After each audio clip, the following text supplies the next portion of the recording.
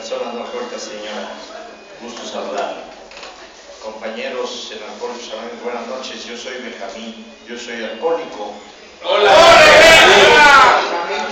Pues muchas felicidades al grupo Jóvenes y Veteranos por arribar a un aniversario más de vida. Muchas felicidades, me da mucho gusto.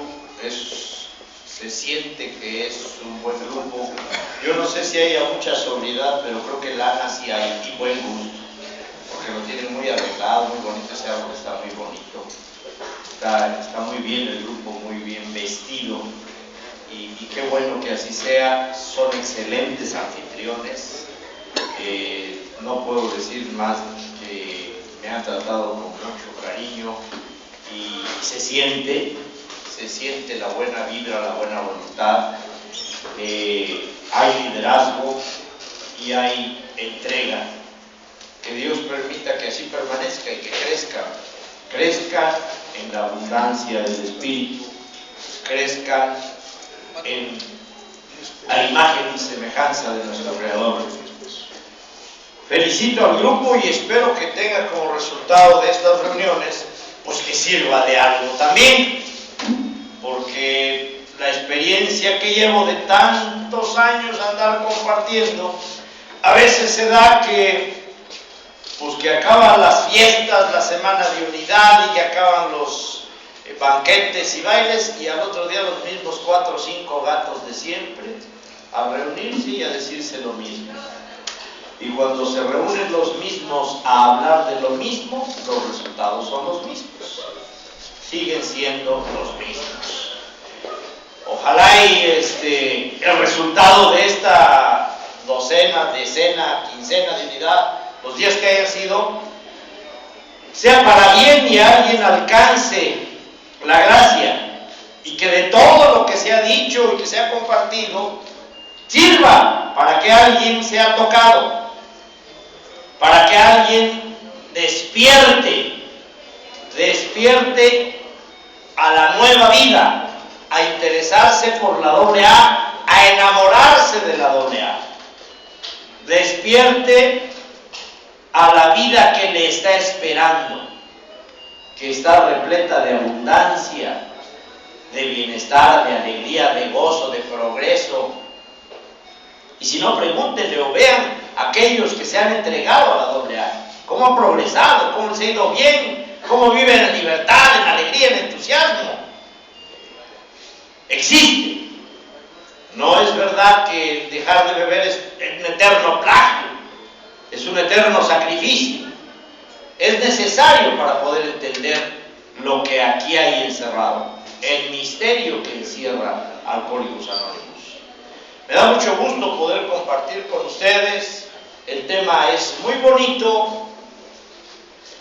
Algunas personas conocedoras, algunas personas que tienen los estudios necesarios para poder opinar y dar su punto de vista, consideran el movimiento de Alcohólicos Anónimos, el programa de recuperación de Alcohólicos Anónimos, en sus principios y virtudes, el eslabón perdido que puede unir históricamente. Yo no quisiera meterme en tantos conocimientos, porque luego nomás nos hacemos bolas y me dicen, estuvo inspirado. ¿Y qué dijo? ¿Quién sabe? Pero estuvo inspirado. Habló re bonito, no manches, se aventó un rollazazo.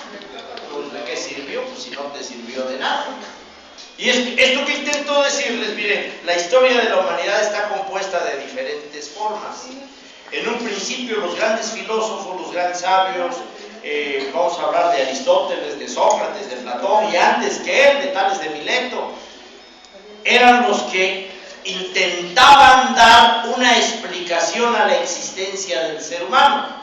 Intentaban explicar el origen y el destino del ser humano, del hombre, lo cual hizo que durante siglos los seres humanos viviéramos amparados a la luz de la razón, a la luz del conocimiento, a la explicación que se le daba a esa forma de creencia y de práctica de vida.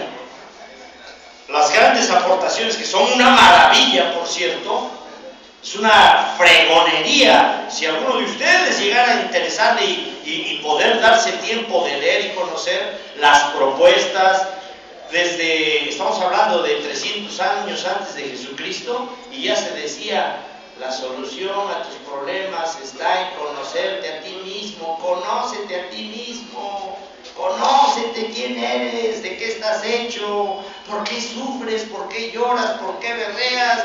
No se trata que toda la vida te la pases conmiserando, ya te volviste adicto a dar lástima. La solución es conócete a ti mismo. El tema es de las tinieblas a la luz, imagínense.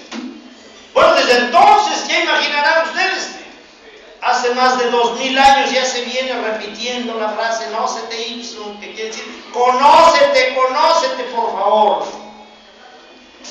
Y bueno, pues llegó el momento en que la historia de la humanidad fue tomando ciertos componentes. Había politeísmo, había una explicación, había dioses para todos: el dios del amor, el dios de la guerra, el dios de la lluvia, el dios del sol, del día, de la noche, etc. El politeísmo era lo que conformaba la respuesta a nuestras creencias de aquel entonces. Vino la religión, vino la formación, empezó el movimiento de los cristianos, y para allá, para el año 350 de nuestra era, el emperador Constantino decide convertirse al cristianismo y declarar que todo mundo tenía que ser cristiano. Y empieza a conformar una nueva forma de llevar la vida, una nueva forma de creencia, y decide que tiene que cancelarse todo ese politeísmo, y se convence y empieza la práctica de que Dios es uno. Dios es uno. No hay más. Cierran todo y empieza un cierto conflicto. El conflicto se da, por ejemplo, en el mundo islámico. Señalan una perspectiva de quién es el diablo. En el mundo cristiano y en el judaísmo, otro. Aquí nosotros decimos que Satanás es el enemigo de Dios. Eso es lo que nos dice la Biblia, que es el opuesto, el bien y el mal, que representa el mal, el malo. Algunos ni quieren decir su nombre. Ay, malo, nomás díganlo así. El señor de la oscuridad, el príncipe de las tinieblas, el diablo. Ya, no le busquen. Satanás quiere decir el adverso, el diablo quiere decir el engañador. Eso es lo que quiere decir. Pero nos da miedo porque parecen los divisados que dicen los de la última letra. Satanás, ya, ese es. Nos dejamos de tonterías. Pues resulta ser que ellos piensan, nos presentan en la Biblia que Satanás es el enemigo de Dios, y el islamismo dice: no, el Satanás no es el enemigo de Dios. Satanás es el enemigo del hombre. Dios es demasiado grande y poderoso para tener enemigos. Dios no tiene enemigos. Es el enemigo de la humanidad.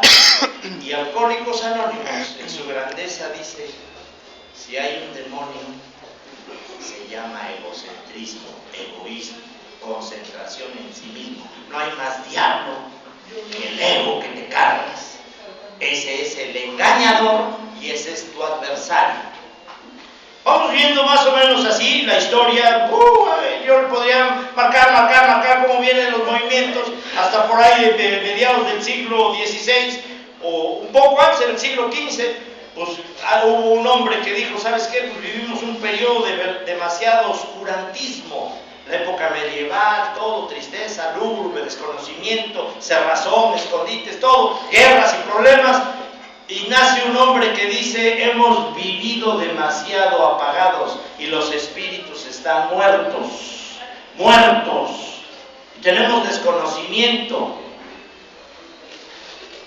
¿Por qué? Pues porque ahí se pelearon entre la religión y la ciencia, y hubo una calamidad, y lanzó una cruzada y dijo: vámonos a despertar a los muertos, vámonos a revivir a esos muertos. Y a esa cruzada la llamó el Renacimiento, la época del Renacimiento.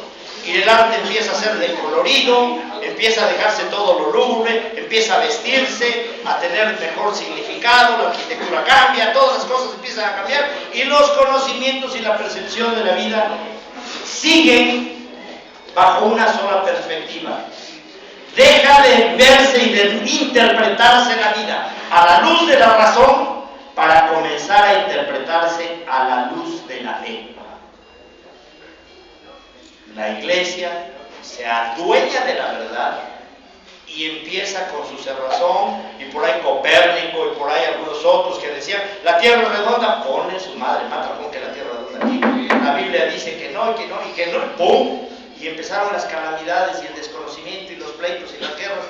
Y entonces, eso grande y maravilloso que es la religión, porque es una maravilla que tenemos, deja de dar su verdadera función y de cumplir el verdadero servicio que necesita el ser humano. Y eso que también es la ciencia, que es el conocimiento, en esta época es increíble que pues, cualquiera de los que estamos acá confía en que puede hacer una llamada ahorita y lo van a escuchar en su casa, y lo hace con toda confianza. Bueno, y escucha la voz de su hijo o de su esposa.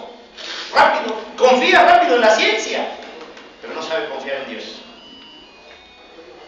No sabe confiar en algo grande y misterioso. ¿Por qué? Porque está dominado por la tecnología a la luz de la razón. No vive a la luz de la fe. El relato que nos da la experiencia del libro de las tinieblas a la luz acerca de un hombre que viene naciendo conformado en una familia judía, los judíos son unos fregones y son amantes de su religión y son entregados y practicantes verdaderos de su religión. Son personas que respetan y que viven al pie de la letra, aún a pesar de la gran variedad que hay, porque también hay judíos fariseos, hay judeocristianos, hay algunos que son más ortodoxos, más firmes en sus creencias, existen los judíos sefarditas, en fin, tienen también su variante y sus propias prácticas, y quienes son más belicosos que otros y quienes son más religiosos que otros, en fin. La experiencia que viene en el libro nos habla de un individuo que nace en el seno de una familia que tiene la práctica religiosa, mas sin embargo, desde que tiene uso de razón, al igual que el que les está hablando. Ayer tuve la oportunidad de compartir en otro grupo y el tema que me dieron fue acerca de la formación espiritual, muy parecido a esto. Y les empecé a hablar de quién era yo. Y les empecé a hablar de que una de las grandes riquezas que me heredó mi mamá fue que me enseñó a tener fe. Fue algo maravilloso. Yo era un chamaquillo de unos 5 años, 6 años. Yo no sé ustedes, pero yo desde que tengo uso de razón siempre quise ser bueno. Yo nunca quise ser malo. A lo mejor hice cosas malas por mi desesperación, mi hartazgo por el sufrimiento, mi cansancio de no poder ser feliz. Pero yo quería ser bueno. Y me llamaba mucho la atención acompañar a mi mamá a la iglesia. Se ponía de rodillas a adorar a Dios. Se ponía a cantarle y a alabarlo y a hablarle re bonito. Y créanmelo, le abrían su monedero y nomás tenía la llave del ropero y la llave de la casa. Ni un centavo, pero ni un quintito. Y de hecho, desde que me llevaba cuando salía de la casa, que ya sabía yo que iba a la iglesia, decía yo, vamos, mamá, vamos. Me decía, pero no pidas nada. No pidas, no tengo ni un quinto, hijo. No vayas a andar pidiendo porque me da coraje. No, ya voy, no pido nada. Y se ponía y se arrodillaba y lloraba. Y yo la veía y veía yo para allá y decía yo, pues qué onda, pues dile que sí, ya, no, ¿de qué se trata esto? Yo iba a comulgar antes de que me confesaran, de que hiciera mi primera comunión. Soy católico. Yo quería vivir la iglesia. Yo quería estar ahí, sentir qué pasaba ahí. Hace muchos años, el Concilio Vaticano II declaró que las misas dejaran de ser en latín, porque eran en latín, y que el sacerdote celebrara de cara al auditorio, a la gente, al pueblo cristiano. Y hubo curitas que no les llegó la noticia porque estaban muy viejitos y en un pueblo, pues menos. Entonces valió madre el Concilio Vaticano y el Papa y todo lo que dijeran. Y había un curita rebelde por ahí en mi pueblo que se decidió que, pues, que el Papa estaba bien allá en Roma y que estaba bien lo que decía, pero que él iba a seguir haciendo sus misas así. Entonces, para no meterse en controversias, el obispo le dijo, está bien, pero échatela a las 5 de la mañana. Y a las 5 de la mañana celebraban. Y llegaban como unas 8 carcachas nomás a dormirse, porque qué mal. De esos viejitos que no pueden dormir en su casa, que duermen todo el día y en la noche no pueden dormir. No, la mía no. Y llegaban las carcachitas ahí, estaban cabeceando y todo, nóminos, nobiscos, sécula, secularum.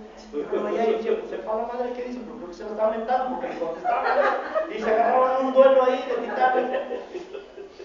Y yo estaba ahí entre ellos. ¿Y saben qué aprendí? Que si lo sientes, lo entiendes. No necesitas ser un doctor, no necesitas todos los conocimientos, no necesitas toda la iluminación y la preparación. Lo único que necesitas es un corazón abierto, dispuesto a entregar. Buena voluntad significa ser dócil. Buena voluntad significa decir, me entrego sin esperar convencimiento, conocimiento, razonamiento. Así, lo que me digan, solo lo hago. Y yo empecé a vivir la experiencia de la religiosidad. Empecé a vivir el ver y cómo entraba y todo. Y yo quería ser bueno. Tenía la intención de poder crecer y en mi cabeza pasaban muchas ideas de esperanza y de que iba yo a crecer y de que yo iba a dar y a trabajar y a progresar y a compartir y a muchas buenas intenciones. Hice mi primera comunión en la forma más inadvertida. Nosotros éramos una familia muy pobre. Una forma inadvertida y les digo, el libro más difícil de leer es la Biblia. De todo lo escrito históricamente, de todo lo escrito, lo más difícil de leer es la Biblia. Y nos los interpretaba una ceñito reinguita que no sabía ni cómo hablar. Y ella nos los interpretaba. ¿Qué puede uno aprender? Y créanmelo, algunos, como yo, la única formación religiosa de su vida fue la doctrina. Fuera de ahí se alejaron y ya nomás ir a misa cuando nos nazca. Ir a misa, ir a confesarme cuando los demonios los tengo encima y sueltos. Cuando quiero lana, cuando estoy dolido, cuando estoy... Como que un Dios rómpase en caso de emergencia. Nada más. Y bueno, pues con esa vida pues tienen lo que batallar. Y le tienen lo que echar la culpa a la religión. Y que no, que los curas, malditos, desgraciados, hipócritas, y por qué, y que me hicieron, y que no me dieron. Yo crecí, yo quería ser feliz. De veras, yo quería ser feliz. Y llegué a una edad, en la época del principio de los años 70, ser joven y no ser comunista era contradictorio. Ser joven y no ser desafiante era ser hipócrita. Había que ser rebelde, greñudo, una pinche greñota llena de piojos, pero greñudo, pantalones acampanadotes así, y puro pendejo naco apestoso. Pero agarramos el libro del comunismo, Carlos Marx, ni siquiera lo leíamos, nomás hablar de mamones, y el paliacate amarrado en el pescuezo, y no, y es que mira, y tú lo sabes, y es que mira, que cuál, el espiritismo de Dios no existe, y Federico Nietzsche, puras pendejadas nada más.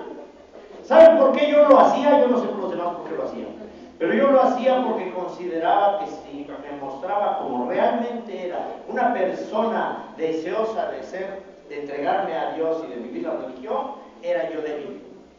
Me veían como jodido. Y yo tenía unos hermanos, yo no pude estudiar, yo no pude ir a la escuela por razones de trabajo. Hasta ahora de viejo Dios me permitió poder estudiar. Pero en esa época yo no podía estudiar, entonces me corté. Pero iba yo a mi iglesia y hice mis 9 viernes, que eran le garantizaba una vida.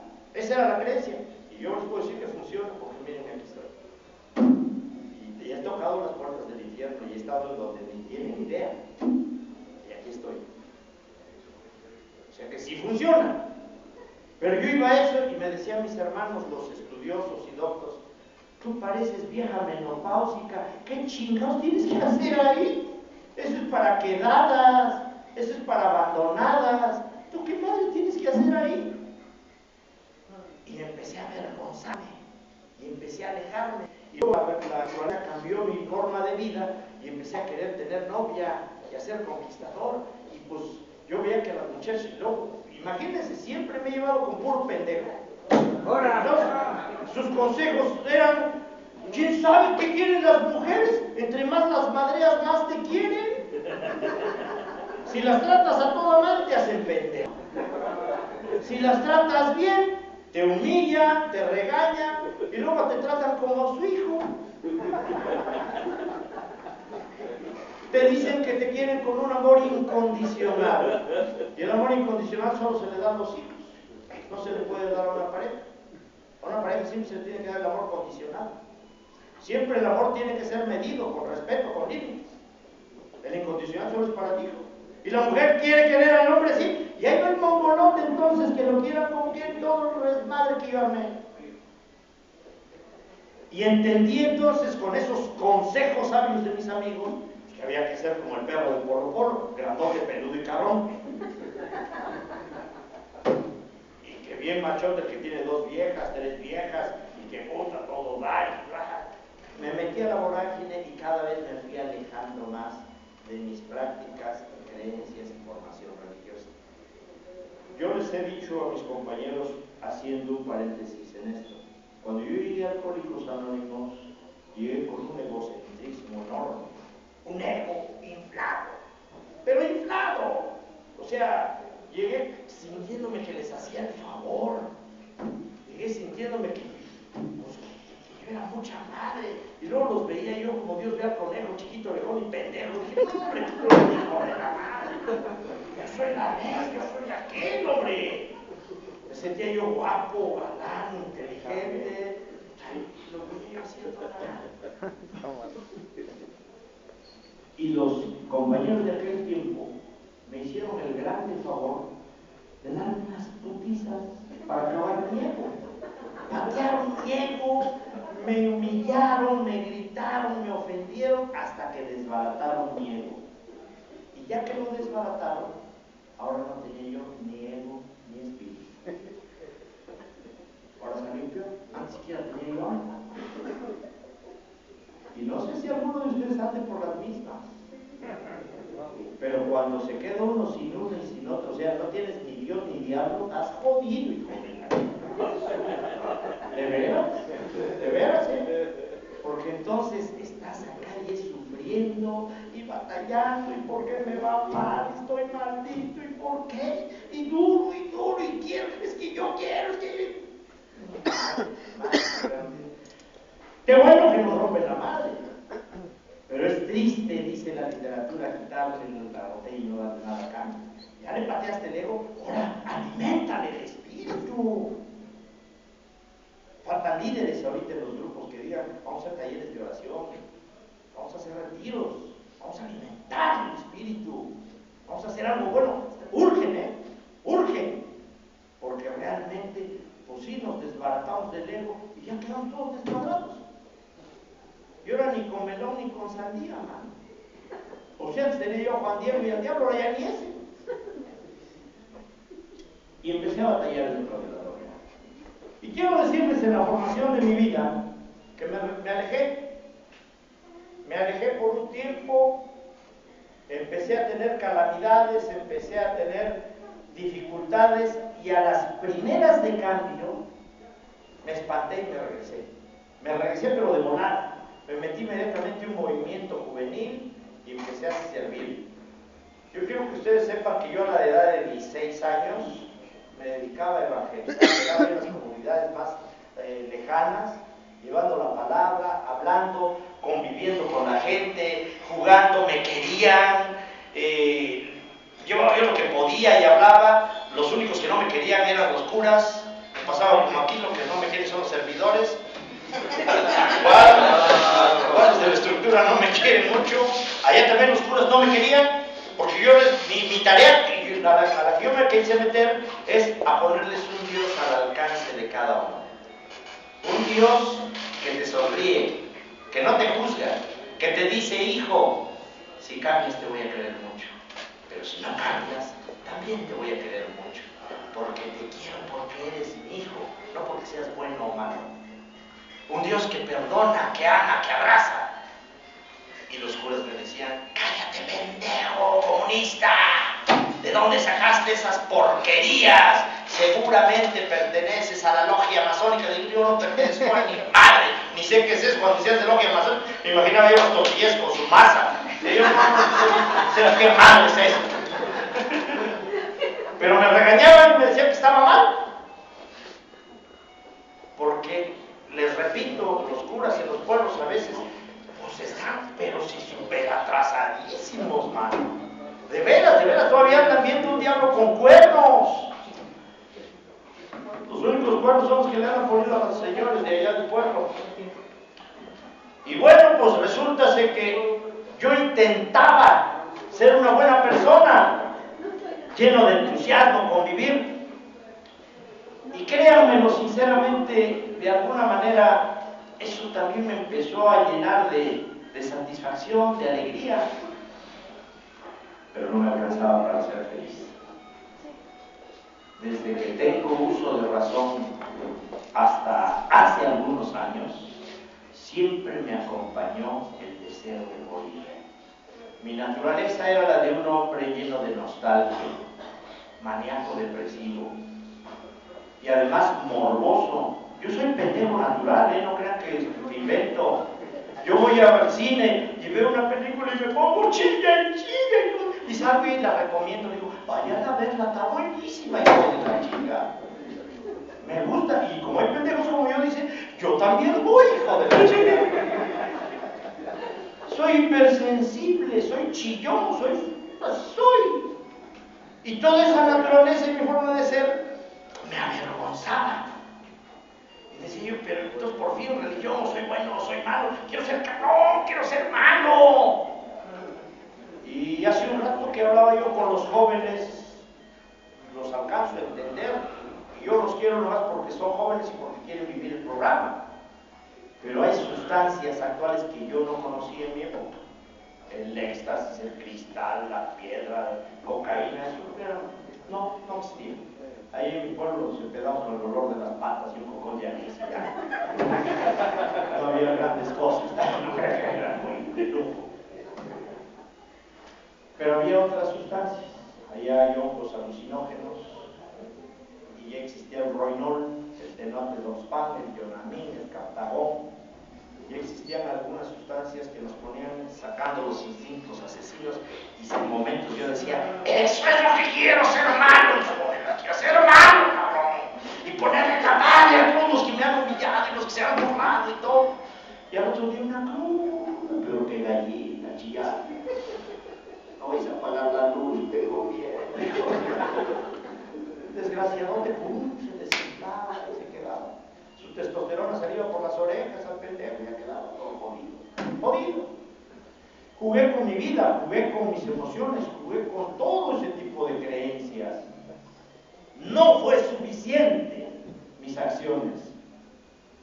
Años tuve que vivir para poder interpretar. Yo me acuerdo que dentro de los cánticos, hace muchos años, y todavía deben de ser, porque nunca pasan de moda, había una que decía: por la calzada de Maús, un peregrino iba. Yo la cantaba y quería interpretar. Y hasta que llegué a Alcohólicos Anónimos, aquí me dijeron: puedes andar en el camino de la fe sin fe. Porque el cántico dice: no lo conocí al caminar. ¿Cómo es posible? Anduve con él, anduve cerca de él, sirviéndole a él, conviviendo de él, y no lo reconocí. Solo quería que me diera felicidad, que me diera alegría, que me diera libertad, seguridad.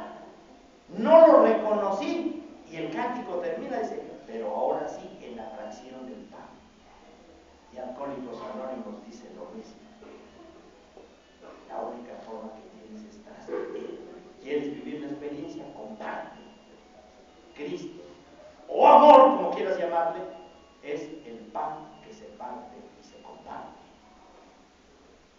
no es otra cosa. Es dar sin esperar recibir nada a cambio. Comparte, da con generosidad, pero no esperes que te agradezcan, menos los pinches malagradecidos de los alcohólicos anónimos.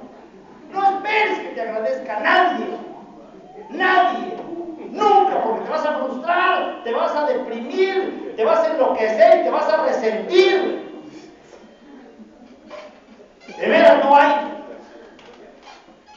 Pero la gran experiencia de vivir el pan que se parte y se comparte, la gran experiencia de sentir qué es la espiritualidad de Alcohólicos Anónimos, cuál es esa espiritualidad, cuál es esa grandeza que yo necesito, por qué no funcionaba, por qué no lo entendía. Hay una parte del Evangelio que dice, y cuando estaba a prueba, y cuando estaba en el desierto, en ayuno, se apareció el tentador y le dijo, nadie lo ha logrado. ¿Tienes hambre? ¿Por qué no le dices las piedras que se conviertan en pan? Te las comes. Si eres Dios, ¿no? No solo de pan y de hombre, también de la palabra que viene de la boca de Dios. Esta es la palabra que viene de la boca de Dios. Y eso es lo que yo necesitaba.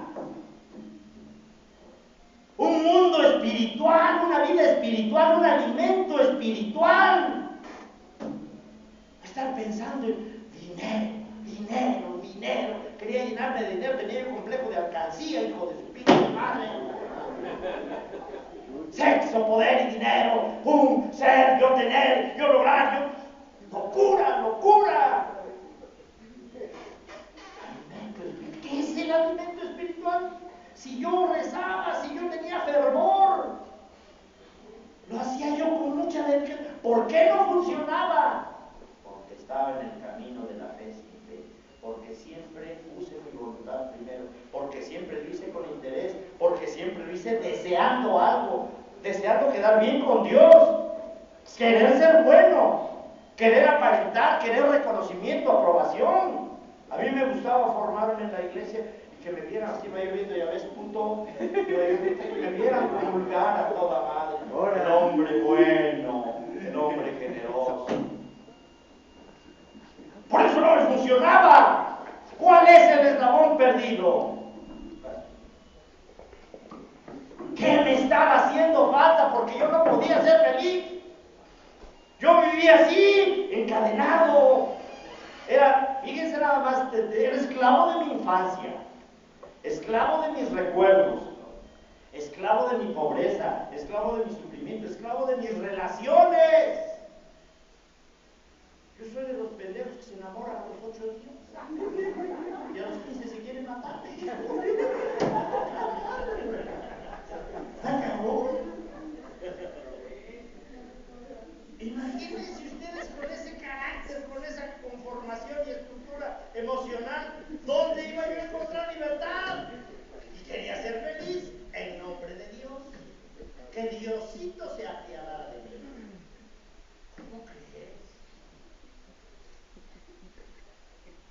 Cuando yo practiqué fuerte mi religión, pero sin entenderla, sin vivirla, que es lo que estoy intentando decir, no entendía las diferencias que hay. Hubo momentos en los que yo me remordía la conciencia y yo leía al apóstol Pablo y Santiago y leía a todos y agarraba y de repente hacía mi introspección y mi visita en mi vida y decía, no, dentro de mí hay lujuria, tengo deseo. Y mi formación religiosa me decía, aléjate de mí, Satanás, aléjate de mí, Satanás. No quiero el demonio de tus pensamientos. ¡Fuera de mí, Satanás! Y cuando llego a Alcohólicos Anónimos, me dicen, haz tu cuarto paso, métete al inventario, y encuentro otra vez envidia, lujuria, avaricia. ¡Aléjate de mí, Satanás! Si no te hagas pendejo, no es Satanás, eres tú, hijo de... Eres tú, cabrón, el de desmadre. Esa es la diferencia de los religiosos y los espirituales. Esa es la gran diferencia. La espiritualidad que te dice, métete a la verdad, cabrón. Solo la verdad te hará libre. Solo la verdad te va a poder hacer libre. Acepta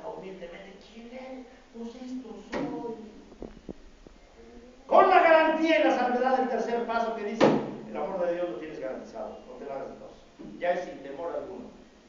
Dios te ama y dice que no hay tos, que así como eres estás bien hecho. Él permitió que vivieras todo eso con un propósito. Y le entro a la vida y empiezo a encontrar la espiritualidad verdadera que libera. El eslabón perdido, el que pone de acuerdo estos principios que están conformados desde las entrañas de la religión y desde la estructura de la ciencia y el conocimiento y la razón, los conforma y dice, ¿qué se necesita entonces? Ay, compañeros, hace años me invitaron a compartir un tema en un congreso en la ciudad de Jalapa, un lugar estaba muy concurrido, y como tema fui a compartir el despertar espiritual. Y les empecé a hablar del descubrimiento del siglo XX, de la grandeza de este programa. El despertar espiritual como respuesta a un mundo convulsionado. Toda la gente de allá afuera, la que está aquí adentro, vive con ansiedad, con miedo, con culpa, con adicciones, con obsesión, celos. Viven atormentados. Todos tienen un coco que les atormenta, todos traen fantasmas, todos traen broncas por dentro. La respuesta no está en la fe, la respuesta no está en la razón, la respuesta está en un despertar espiritual. Si le pudiéramos dar a conocer al mundo, ya está aquí todo, esta es la solución, sería una maravilla. Yo fui a compartir el tema toda madre y cuando acabó el tema me esperó un grupito de gente, unas 4 o 5 personas, me dicen, qué bonito habla usted. ¿No le gustaría, mire, estamos formando una religión?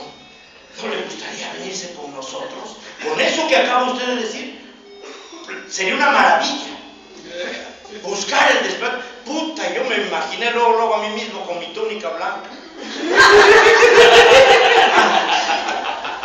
Me vi en la televisión diciendo, si usted es de las personas que no se les para el pito, se tiene que funcionar. ¡No manches! Yo tengo la respuesta. Un despertar es una maravilla esto. ¿Quién se le ha ocurrido? Y esa grandeza la tenemos aquí. Para que le salgas, pendejo, no para que lo explotes. Para que lo vivas.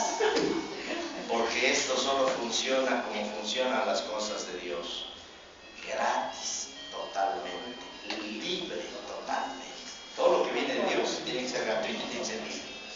Y necesariamente, desde la aportación que tienes que hacer tú, que es poner la honestidad, la honradez.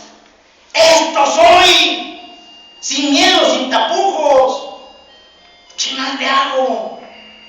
Yo les aseguro, les decía yo apenas en una comunidad aquí, en la sierra, les decía, miren, si alguno de ustedes tiene el valor de subirse aquí y decir honestamente, miren, yo soy collón, soy chillón, soy cobarde, soy sacatón, súbase a decir, digo, les apuesto que los que están sentados van a decir, pues yo también, ya para que me hago pena.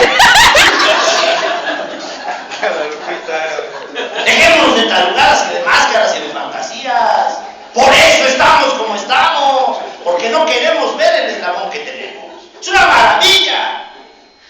Si aportáramos la honestidad, ahorita estaría yo frente a gente libre, gente alegre, gente deseosa de vivir. Repito, me acompañó durante muchos años el deseo de morir. Imaginaba yo mi muerte, yo me quiero morir, ya no aguanto la vida. Yo intenté 2 veces suicidarme. Una me corté las venas, traigo todavía la marca, el sábado es 35 años y se ve la marca. La otra me tomé 57 pastillas de diazepam. Desperté en la Cruz Roja con sondas, lavados. Yo no quería vivir, porque yo no entendía la vida y porque decía yo, pero si aquí está la fórmula, aquí está todo, aquí está la práctica y no funciona. Algo estaba faltando. La honradez, la búsqueda, la grandeza de Alcohólicos Anónimos. Que todo el que viene aquí nunca se le olvide que viene por necesidad. La gente que va a la religión lo hace por virtud. Por virtud, allá se maneja la virtud y está bien. Está bien. O sea, yo, hay cosas que no estoy de acuerdo. Pero allá está bien. necesidad. Vengo porque soy un sediento, porque soy hambriento, porque necesito de este alimento. Yo no vengo ahorita desde Tehuacán a hacerles el favor de hablar, ándenles para que se iluminen, como dicen algunos pinches atarantados. Les traigo la luz, cabrones. Pásenme el recibo al hijo de su pinche. Se alivian. Vengo porque necesito, soy un sediento. Estoy enfermo, gravemente enfermo. Y sin ustedes, soy un regalo. Así tenga los años que tenga. Me volveré nuevamente odioso y odiante. Quien se aleja de estos principios, aunque venga el grupo, aunque venga el grupo, si está alejado de estos principios, ay Dios santo, de veras qué difícil es un alcohólico sin programa. Yo sé eso, odioso y odiante.